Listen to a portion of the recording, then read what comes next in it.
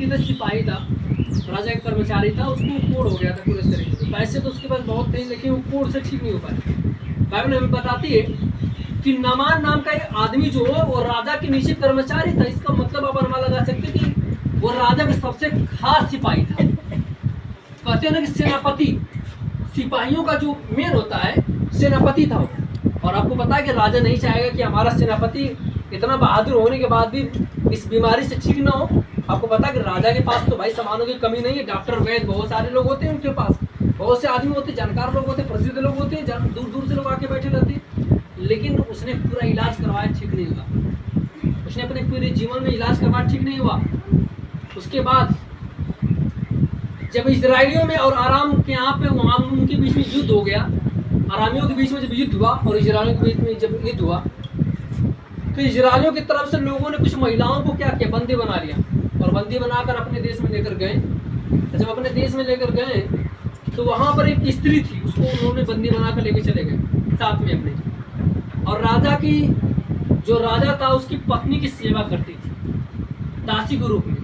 वो महिला जो थी जिसको लोगों ने बंदी बनाकर लेकर गए थे, वो महिला जो थी वो अपने राजा की पत्नी की सेवा करती थी, मतलब दासी के रूप में।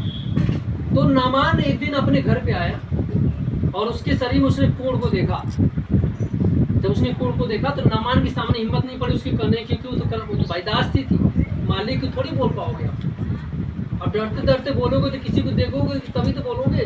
तो उसने उसके मन में एक दिन आया कि मैं क्यों ना रानी से बोल दूं ये बातें, क्योंकि रानी के नीचे मैं काम करती हूँ, दासी हूँ। मैं उनका गिलास और कपड़े साफ सफाई करती हूँ, खाना वाना ला कर देती हूँ, उनकी हमेशा 24 घंटा देखभाल करती हूँ। तो मैं उनके सामने हमेशा रहती हूँ। तो मेरे पास एक अच्छा अवसर है कि मैं प्रचार जरूर करूँ। किसका? एलिशा के बारे में, क्योंकि यहोवा के बारे में प्रचार करना जरूरी था। जैसे आज के समय में यीशु मसीह का प्रचार करना तो वो जरूरी क्यों है?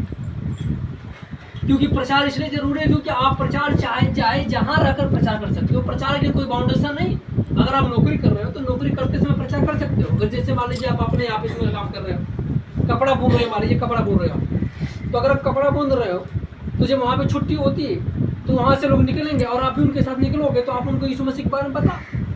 क्योंकि यीशु मसीह का सुसमाचार सबके लिए जरूरी है। कोई जरूरी नहीं कि बीमारों के लिए सिर्फ जरूरी नहीं। यीशु मसीह का सुसमाचार सबके लिए जरूरी क्यों है? क्योंकि सबको बचाना है यहाँ पे। क्योंकि सभी लोग आत्मिक रूप से मर चुके हैं। आदम ने जब पाप किया तो आदम परमेश्वर से अलग हो गया, और जब आदम अलग हो गया तो हम सभी लोग कहाँ से आए थे? उसी आदम से तो आए। आदम मतलब दुनिया के सबसे पहला आदमी, तो हम सभी लोग आदम से ही आए थे। आदम ही तो सबसे प्रथम व्यक्ति था। अब आप बताते कि हम लोग अब्राहम के बीच है। अब्राहम किससे था? आदम से आया था, उसकी पीढ़ी थी। Praise the Lord.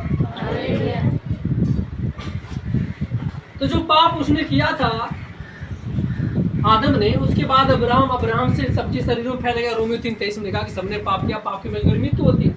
हम सभी लोग पाप करने की वजह से परमेश्वर से अलग हो गए थे। तो वो महिला जब देखा कि नामान के शरीर में बहुत भयानक कोढ़ है और पूरी तरह से दवा करा के थक गए हैं, तब उसने सोचा कि क्यों ना मैं जाके प्रचार कर दूं। देखिए वो चाहती तो ये बात छुपा सकती थी, वो महिला चाहती तो ये बात छिपा सकती थी। उसको क्या जरूरत थी प्रचार करने की? नामान चाहे मरे चाहे जिए, चाहे उसके शरीर में कोढ़ रहे चाहे न रहे, उससे क्या लेना देना। लेकिन वो इजराइल थी। बाइबल बताती है वो महिला जो थी, स्त्री थी, इजराइली थी। और वो यहोवा के बारे में बहुत अच्छे से जानती थी कि यहोवा एकमात्र परमेश्वर है जो कुछ भी कर सकता है। तो यहोवा का एक दास था जिसका नाम था एलीशा, जो भविष्यवक्ता था। तो वो एलीशा के बारे में जानती थी कि एलीशा ने बहुतों को चंगा किया था, बहुतों को बीमारियों से ठीक किया था। तो उसने क्या किया? उसके मन में ये बातें क्या कर रही थी? बार बार उसको परेशान कर रही थी, उसको हमेशा उकसा रही थी कि तुम अगर बीमार आदमी को देखोगे तो क्या चुप रहोगे? नहीं। उस महिला ने बीमार आदमी को देखा और उसकी पत्नी को जाकर बोल दिया। उसने क्या बोला? उसने कहा कि अगर समरोन, अगर नामान जो है अगर हमारे देश में होता, या समरोन यानी एलीशा भविष्यवक्ता अगर हमारे देश में होता यहाँ पे, तो हमारा स्वामी चंगा हो जाता। उसने एलीशा की पत्नी रानी से कहा ये बात, अगर वो वहां पे होता तो ये चंगा हो जाता। तब ये रानी ने ये बात जब सुनी तो जब नामान घर पे आया शाम के टाइम, तो उसने सारी बातें नामान को बता दिया। जब नामान को सारी बातें बताई तो नामान चला गया राजा के पास और राजा से कहा कि ऐसी सी बात है, एलीशा नाम का एक व्यक्ति है, इजराइल का रहने वाला, वो कोई नबी है, हमारे देश का नहीं, वो बाहरी देश का है। मैंने सुना है कि अगर वो चाहे तो मुझे ठीक कर सकता, अगर प्रार्थना करेगा मेरे ऊपर हाथ रख के तो मैं ठीक हो जाऊंगा। एक महिला ने मुझे बताया ऐसी ऐसी बातें। तो राजा ने सोचा कि क्या सच में ऐसी बात है? तो राजा ने जानते क्या किया, राजा ने दूसरे राजा को पत्र लिखा। जैसे हम लोग यहाँ भारत में रहते हैं, तो अगर हमें पता चलेगा कि बाहर देश में कोई ऐसा बहुत बड़ा पास्टर है जो अगर हाथ रख दे तो आप ठीक हो जाओगे तुरंत, और आपके शरीर में लकवा मार दिया, पूरा शरीर लूज हो गया, और आपको लगता है कि वहाँ पर बहुत प्रसिद्ध कोई व्यक्ति है जो आपके हाथ रखने से ठीक हो जाए, तो आप क्या करोगे? आप अपने देश के प्रधानमंत्री से पहले बात करोगे, यहाँ के मंत्री से, प्रधानमंत्री से बात करोगे, फिर यहाँ का मंत्री वहाँ के राष्ट्रपति से बात करेगा, वहाँ के मंत्री से प्रधानमंत्री से बात करेगा, तो बोलेगा ठीक है उसको हमारे देश में लेकर आओ, तो परमिशन लेंगे तभी तो हम दूसरे देश में जाएंगे। तो वैसे था, यहाँ के राजा ने वहाँ के राजा को पत्र लिखा। उसने कहा कि हमारे जो सेनापति, सबसे प्रमुख सेनापति नामान, उसके शरीर में कोढ़ है और मैं चाहता हूँ कि तुम उसको ठीक कर दो। तो वहाँ के राजा ने कहा क्या मैं परमेश्वर हूँ? इजराइल के राजा ने कहा क्या मैं परमेश्वर हूँ? मेरा दिमाग खराब। उसने अपना सारा कपड़ा वपड़ा फाड़ के फेंक दिया। मतलब गुस्सा हो गया कि लगता है कि ये राजा, लगता है कि कोई गलती ढूंढ रहा है, मुझसे झगड़ा करना चाहता है, मुझसे युद्ध करना चाहता है, इसलिए मेरे अंदर गलती ढूंढ रहा है, मुझसे बोल रहा है कि तू उसको चंगा कर। मैं इंसान, मैं कैसे उसको चंगा करूंगा? मैं परमेश्वर थोड़ी हूँ। तो राजा बड़ा चिंतित हुआ, बहुत परेशान हुआ। तब उसने एलीशा को पत्र लिखा कि ऐसी ऐसी बात। वहाँ के राजा ने हमारे लिए पत्र लिखा है कि तुम उसको चंगा करो, क्योंकि हमारा यहाँ के सेनापति बीमार है, उसको ठीक करो। तो एलीशा ने कहा घबरा मत, चिंता मत कर, उसको आने दे मेरे पास। तब यहाँ के राजा ने उसने पत्र कहा ठीक है अपने दास को यहाँ भेजो। तब नामान क्या किया कि वहाँ से तैयारी करके चला। बाइबल कहते हैं तैयारी का मतलब उसने अपने साथ पैसा लिया, रुपया लिया, धन लिया, दौलत लिया, सोना चांदी सब कुछ ले लिया, भर लिया, गट्ठे में उसे भर लिया। भरने के बाद फिर वो गधे पे लाद लिया। गधे पे लादने के बाद उसके साथ सिपाही नौकर चाकर सब चले, और सभी लोग फिर वहाँ पहुंचे। कहाँ पे? जहाँ पर एलीशा पहाड़ पे रहता था, क्योंकि हमेशा एलीशा पर्वत पे रहता था। आजकल के तो भाई अब तो रूम बन गया है, अगर आप अपना रूम बनवा के आराम से उसमें रह सकते हो। पहले ऐसे नहीं था, पहले के लोग कहाँ रहते थे? रूम इतना उनके पास घर भी नहीं था ना। पहले लोग कहाँ रहते थे? वन में रहते थे, पहाड़ पे रहते थे, क्योंकि रहने की वो अच्छी जगह थी। क्योंकि पहाड़ पे जाओगे शांति से आराम से रहोगे, ना हल्ला ना पोको, ना झगड़ा ना लड़ाई ना टेंशन, ना कुछ कोई परेशानी नहीं। गाँव में रहोगे हमेशा किच किच किच किच। अभी मान लो पास्टर हो, मैं बता रहा हूँ, अगर आप पास्टर खुद हो, अब घर में रहते हो, कोई बच्चा बीमार, कोई बीमार, कोई वो परेशान, कोई रो रहा है, कोई चिल्ला रहा है, टेंशन प्रार्थना नहीं कर पाओगे। तो पहले के समय में जो नबी रहते थे, भविष्यवक्ता रहते थे, तो आपको घरों में खास क्योंकि घर मिलेंगे कहाँ से? घर कहाँ बनेगा? बनाने में टाइम लगता था, लकड़ी का घर बनाया जाता था, पत्थर घर बनाया जाता था। उससे अच्छा था कि लोग क्या करते थे? पहाड़ों पे रहा करते थे, कभी जंगलों में रहा करते थे। आपने देखा होगा मूसा 40 साल तक जंगल में रहा, किसको लेकर? इस्राएलियों को लेकर 40 साल तक।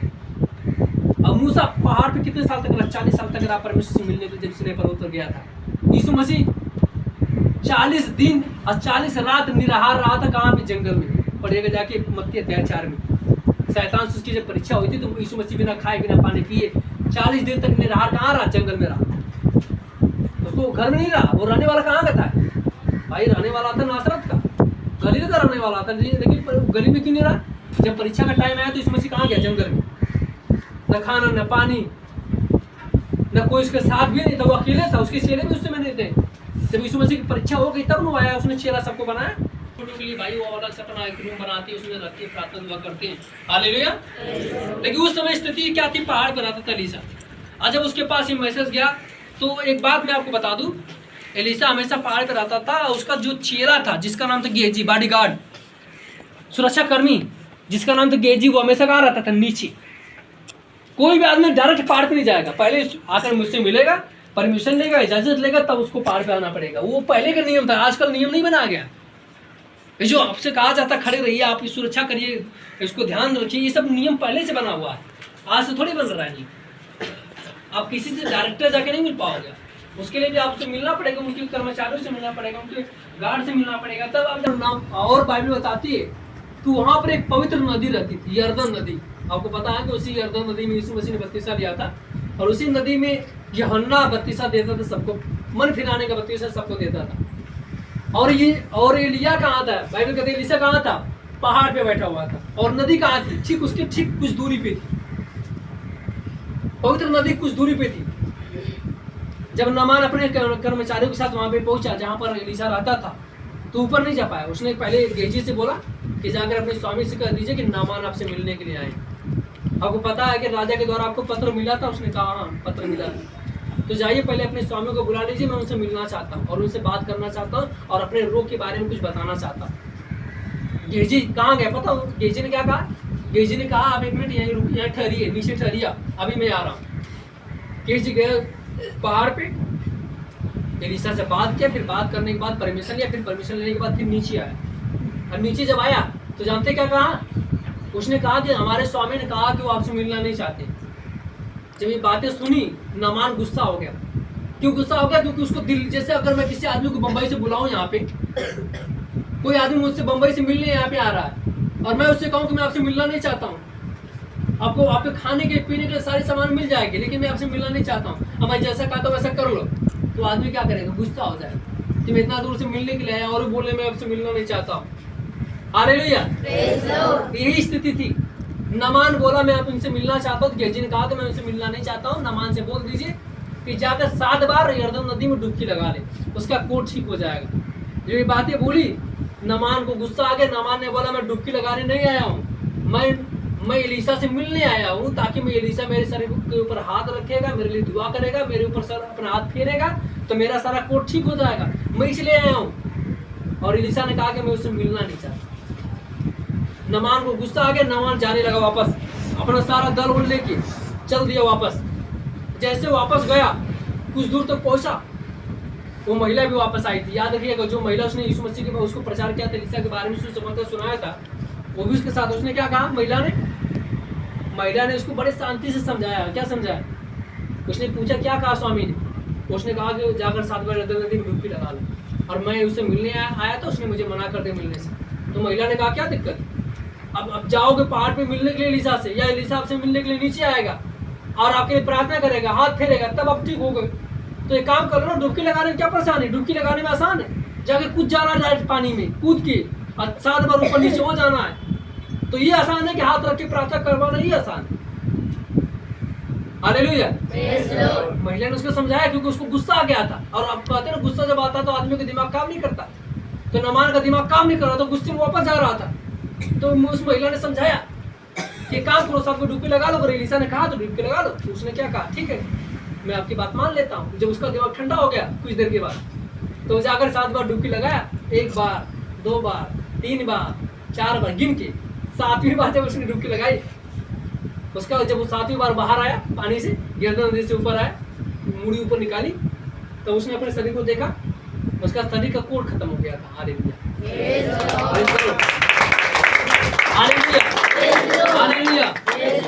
उसके शरीर का कोट चला गया था, और उसको तब एहसास हुआ कि ऊपर बोझ भी छोटी चले जाते हैं।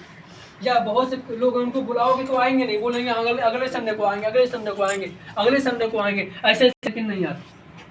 Hallelujah, hallelujah. लेकिन बाइबल कहती है नामान अगर गुस्से में क्रोध होकर चला जाता तो उसकी चंगाई कभी नहीं होती। लेकिन उसने अपने दिमाग को ठंडा किया, अपने गुस्से को काबू में किया।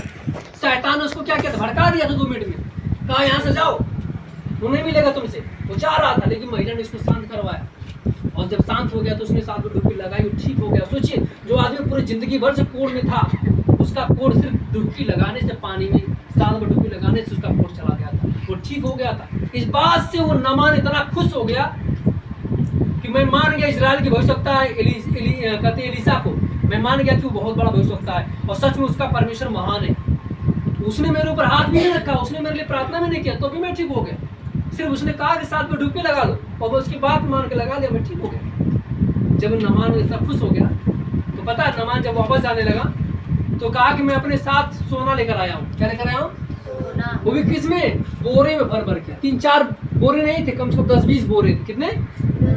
10-20 बोरे सोने चांदी भरा हुआ था बोरी में पूरा। किसको देने के लिए?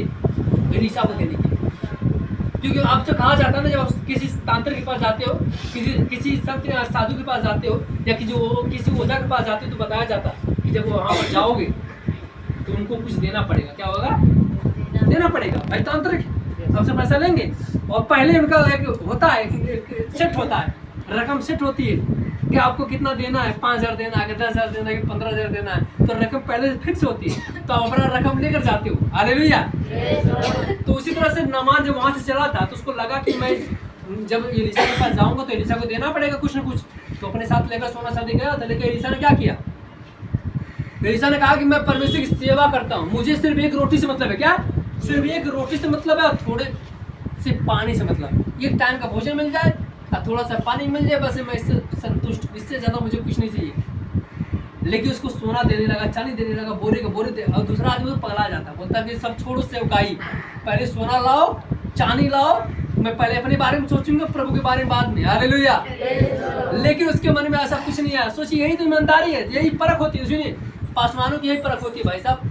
जब आप सेवा में आओगे ना, आपकी परख यहीं पे होगी। कभी कभी शैतान आपके मन में ऐसी ऐसी बातें डाल देगा कि आपको पैसे दिखाएगा, आपको ये दिखाएगा, आपको बहलाएगा, आपको फुसलाएगा, बहुत सारी चीजें दिखाता है।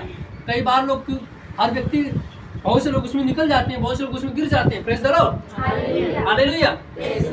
लेकिन बाइबल बताती है, एलीशा ने मना कर दिया। उसने कहा कि मैं यहोवा की शपथ खाता, मुझे कुछ नहीं चाहिए, तुम यहाँ से अपना लेकर चले जाओ, दूसरों को दे दो, गरीबों को दे दो, बांट दो, दान कर दो, लेकिन मुझे नहीं चाहिए। लेकिन उसने क्या कहा?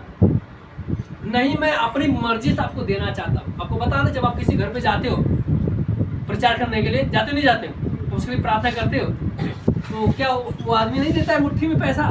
देता नहीं देता? बहुत से लोग देते हैं। मैं बहुत से लोगों के घर पे गया हूँ, लोग मुट्ठी बांध के पैसा देते, कहते कि हम अपनी खुशी से देख ला, 10 रुपया रख ला, 20 रुपया रख ला, मास्टर जी है 500 रुपया रख ला, 500 रुपया, होता नहीं होता, अपनी मर्जी से देते। तो चाहे गाड़ी का भाड़ा देते हो, चाहे जो समझ के देते हो, अपनी खुशी से लोग देते हैं। लेकिन उसी तरह से एलीशा को एक बोरा दे रहा था सोना चांदी, 2 बोरा लाए तो 10-20 बोरा था, लेकिन देने को तो सब देना चाहता था, लेकिन ले तब तो एलीशा ने मना कर दिया। लेकिन एलीशा परमेश्वर का दास था, वो ईमानदार था। कभी हमेशा परमेश्वर के दासों को आप देखोगे तो हमेशा ईमानदार होने चाहिए, क्योंकि ईमानदारी सबसे बड़ी चीज है। लेकिन गेहजी जो था वो चेला था, गेहजी जो था वो चेला था, उसके मन में पाप आ गया। जब 2 बोरा पैसा देकर सोना चाहते, उसके मन में पाप आ गया। बोले मेरे स्वामी को क्या जरूरत है, तो संत आदमी है, उनको तो पैसे से मतलब नहीं है, न उनका बीवी न बच्चे न लड़की न लड़का, किसी को यही नहीं, क्या करोगे पैसा, वो क्या करेंगे? लेकिन हमारे पास तो पूरा फैमिली है भाई, पढ़ाने लिखाने के लिए लड़के बच्चे, फीस काफी सब कुछ देखना पड़ेगा, उनको किसी चीज का टेंशन नहीं है, वो खाएं चाहे ना खाएं, वो तो सब रात दिन बस प्रभु प्रभु करते रहते हैं। Praise the Lord. तो उनको नहीं चाहिए। लेकिन गेहजी के मन में पाप आ गया, क्योंकि गेहजी हमेशा क्या था? गार्ड था, सुरक्षा कर्मी था, वो नीचे था, और एलीशा हमेशा ऊपर आता था। एलीशा हमेशा परमेश्वर से बात करता था, और गेहजी परमेश्वर से कभी बात करता था नहीं, वो सेवक था। Praise the Lord, hallelujah.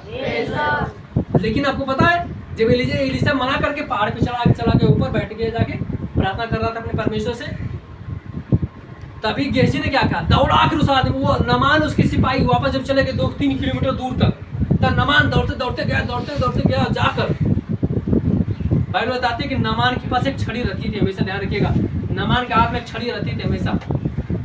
अब देखोगे जब गार्ड होते हैं उनके पास बंदूक होती है, आज पहले बंदूक तो नहीं थी, अब बंदूक भी हो गई, सुरक्षा कर्मियों के हाथ में बंदूक दी जाती है, आपके हाथ में डंडा भी हो सकता है। अगर डंडा लेके खड़े रहोगे कोई दिक्कत नहीं, डंडा लेके खड़े कुत्ते आ सकते हैं, बिल्ली आ सकती है, कुछ भी आ सकता है, तो डंडा लेके खड़े हो सकते हो, क्या दिक्कत है?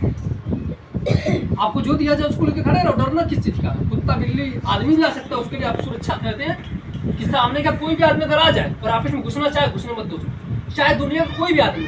गेहजी चला गया पहाड़ पर प्रार्थना करने के लिए, और ध्यान दीजिएगा, और गेहजी जो है नीचे बैठ के देख रहा था। जैसे लोग दूर चले गए लेकर अपना सोना चांदी किक्कर सब लेकर चले गए, तो गेहजी दौड़ कर गया और जाकर बोला कि स्वामी अभी बोले, उनके मन बदल गया, उन्होंने बोला 2 बोरा उतार दो। कितना? 2 बोरा उतार दो। लेकिन स्वामी ने कुछ नहीं बोला, स्वामी तो पहाड़ पे प्रार्थना कर रहे परमेश्वर से। एलीशा तो नबी था, हो सकता तो प्रार्थना कर रहा था ऊपर जाके, लेकिन गेहजी के मन में पाप आ गया, वो भागते भागते गया, बोला कि जब भागते भागते गया तो नामान ने दूर से देखा कि लगता कि कोई स्वामी उसका दास आ रहा है, तो उन्होंने रथ रोक दिया, पूछा भाई क्या हुआ? उसने बोला, स्वामी ने अपना मन बदल दिया, कि बोला कि अगर आप देना चाहते हो तो दे दो, अगर आप देना चाहते हो तो स्वामी ने बोला कि ठीक है, जब देना चाहते हो तो नहीं लो, मैं मांग कहाँ रहा, मैंने मांगा, मैंने नहीं मांगा, उन्होंने दिया तो ले लो। तो 2 बोरा उसने उतरवा लिया। कितना? 2 बोरा सोना चांदी उतरवा लिया, और उतरवा के ले जाकर चुरा दिया। क्या किया? चुरा कर रख दिया, और रखने के बाद जाकर नीचे खड़ा हो गया अपने अड्डे पे। कई बार ऐसा होता है ना कि आप मान लो ऑफिस में बैठे हो, ऑफिस में हो सकता है मिठाई हो, ऑफिस में पानी रखा हो, ऑफिस में मिठाई भी रखी जाती है, पानी भी रखा जाता है, पैसे भी हो सकते हैं वहाँ पे, तो आप नहीं खोजे तो लगे मिठाई खाने, पानी पीने, नहीं ये नहीं कर सकते भाई साहब, पानी नहीं पी सकते आप। कई बार मैं देखता हूँ, मैं आपको बता दूँ, यहाँ पर मान लीजिए देखिए